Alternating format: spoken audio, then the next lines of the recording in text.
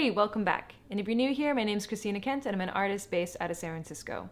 And today I'm going to talk about something that I get a lot of questions about, and that is how to grow on Instagram. Since I started posting my art to Instagram, which was around the end of the year in 2020, I've grown my Instagram account from about 300 followers to about 70,000. It's not a massive audience, but it's a pretty significant following. And so I get a lot of questions from people asking, how did you grow your Instagram and how can I grow mine? And before I get into how I grew my Instagram, I just want to mention that it's really important to first understand why you want to grow on Instagram in the first place. So if you haven't already, go and watch my video where I talk about this and I kind of go over the pros and cons of Instagram, because I think it's really important, like if you do want to grow your Instagram, that can take a lot of time and effort.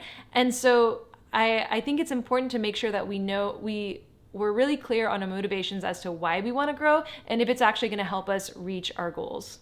So yeah, be sure to just take a quick look at that video and then you can join me back here. So let's say you're clear on your goals and you know that you really want to grow your Instagram account. How do you do it? And I'm definitely no expert on Instagram. I'm not someone who follows all the trends and looks at what seems to be working and what doesn't. I do a lot of like kind of trial and error, but I think I've learned a few things over the past several years, and I'm hoping that by sharing my experience, I can give you some ideas of things that could work to help you grow your account as well. And a big caveat that I think is important to mention is that I'm filming this video in 2024. There have been a lot of changes to the algorithm since when I started really posting to Instagram in 2020, like end of 2020. And so that's something to just keep in mind, that I'm gonna share what has worked for me. It might not necessarily work in the future. From what I've heard, it seems like in the past, Instagram would give artists a lot of exposure kind of for free on the platform.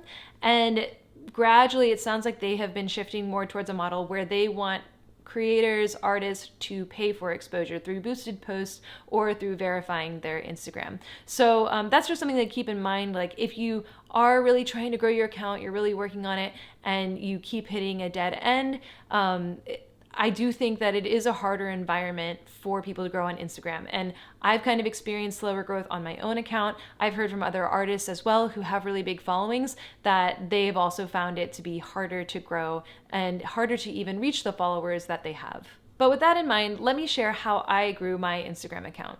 And hopefully you'll find some tips in here that could work for you. So I started posting in 2020, and I started off by just posting lots of small sketches. I was kind of just getting back into painting after a long break. So I was posting small sketches and I was doing kind of daily painting or daily art pieces at the time, whether it was a painting or a sketch. I was basically making art every day. And so I started posting my work every single day. And this is one of the things that I think has helped my account to grow, is consistency. I've been posting pretty much every day, or around 5 days a week, so maybe Monday through Friday, not posting on the weekends, for the past several years, like ever since I started actually trying to grow my Instagram account. I've been extremely consistent, posting lots and lots of content, whether it's a post or a reel. I'm almost posting every single day. And so if you're trying to grow your Instagram account and you're not really sure what you're doing wrong, but you're not posting every day, then that's kind of one of the first things that I would do, is to start posting regularly, ideally like 5 days a week, and see if that impacts the amount of reach that you're getting on your Instagram. And note that this doesn't have to be a new art piece every day. Like I said, I was doing daily painting, so it was really easy for me to do that. But if you are working on things that take longer, you can also post things like studio shots. You can post some work in progress. You can post process videos. There's a lot of different ways. You could even, go out, find some inspiration and post about that process. So there's a lot of different ways that you can make content and be posting regularly, besides just posting a new art piece every day. The second thing that helped me as I was trying to grow my Instagram account when it was still pretty small, say around like 1,000 followers, was finding an art community that I could connect with. And I found the way to do this, at least back in the day, I don't know if it's the same now, but when I was getting started, I noticed that there were these art challenges that people would post to Instagram, and there were kind of communities of artists who would all do sort of the same art challenge, and they'd use a common hashtag to identify that they were part of this challenge. So for painting, there were things like the food paint challenge, where one artist who was kind of the host would post a photograph of a piece of food, still life, and then like all these still life painters would paint that exact same image, and then we would upload our image to, post our image to Instagram when it's done, and tag the food paint challenge, do like hashtag food paint challenge.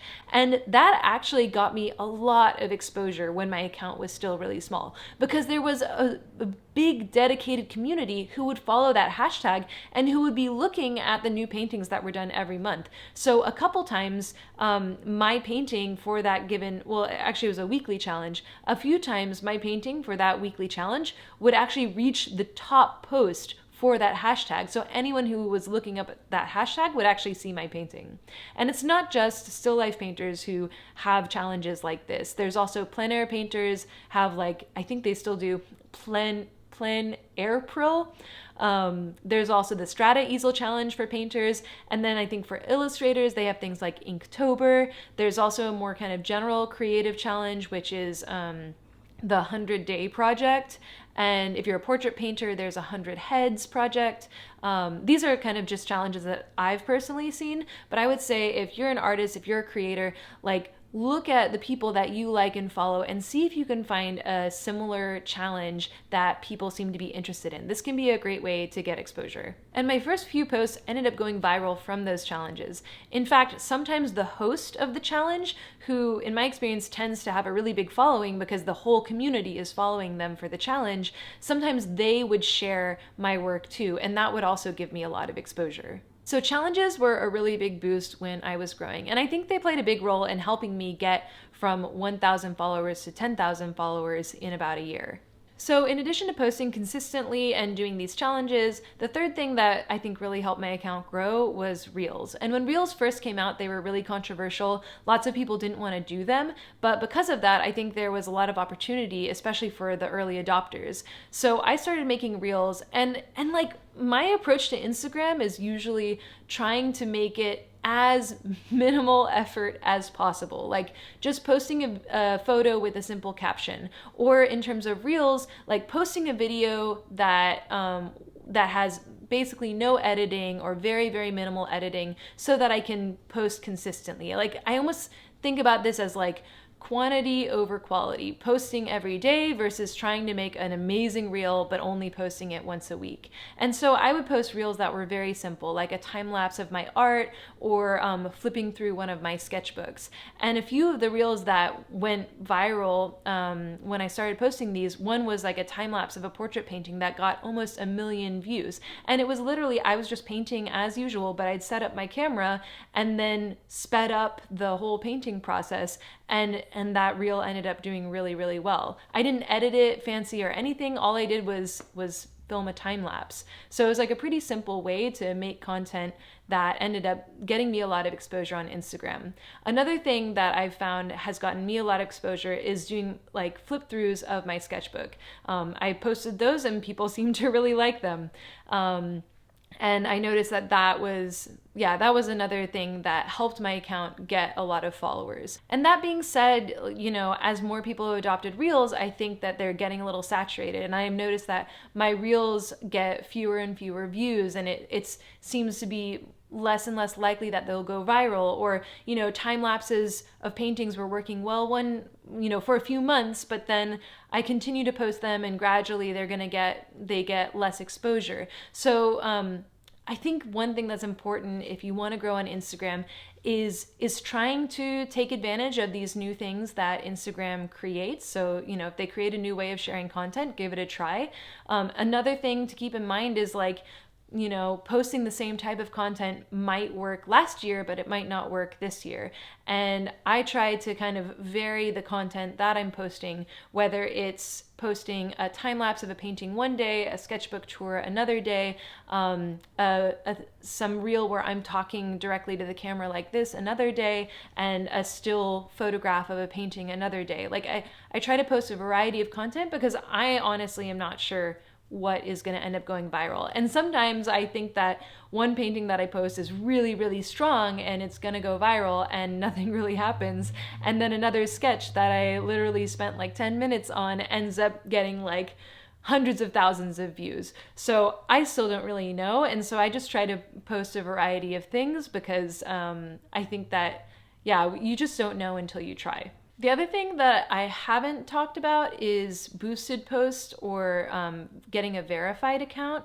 I have tried boosting posts off and on over the years, and I've never really found that it's gotten much traction. Like, I've spent maybe $15 to boost a post for a week, and it's gotten maybe 1,000 views, while I spend maybe an hour, or not even that, maybe just 15 minutes piecing together some video to make a reel that gets 30,000 views. So when I see that, I kind of feel like the boosted post doesn't really seem to be, to me, I haven't experienced much of a payoff with that. Other people, you can try it and see if you have a better experience. And then the verified thing, I mean, that kind of came out where I'm at a point where I'm not trying to actively grow my Instagram as much anymore. So I don't really feel the need to pay for more exposure.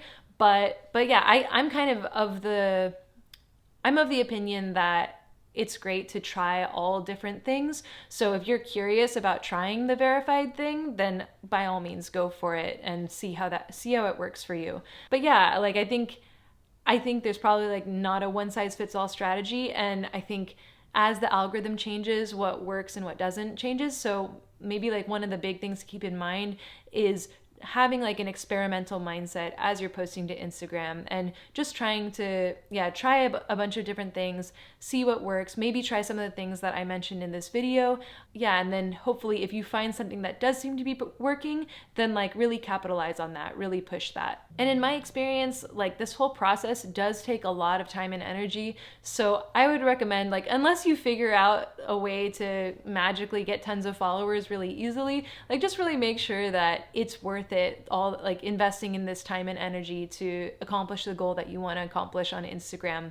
Like I said, going back to my other video talking about whether or not Instagram is worth it, I think is really worth watching and considering. But yeah, so that's been my experience growing my account on Instagram. I hope that you found some of these things helpful. Maybe they've given you some ideas on ways that you could grow your own account. And if you have any questions, please feel free to leave them in the comments. As always, a huge shout out to my supporters on Patreon. Thank you guys so much for supporting this channel and making these videos happen. If you like my art, if you like my videos, and you want to help me make more, check out my Patreon at the link. Thanks again for watching, and I'll see you next time.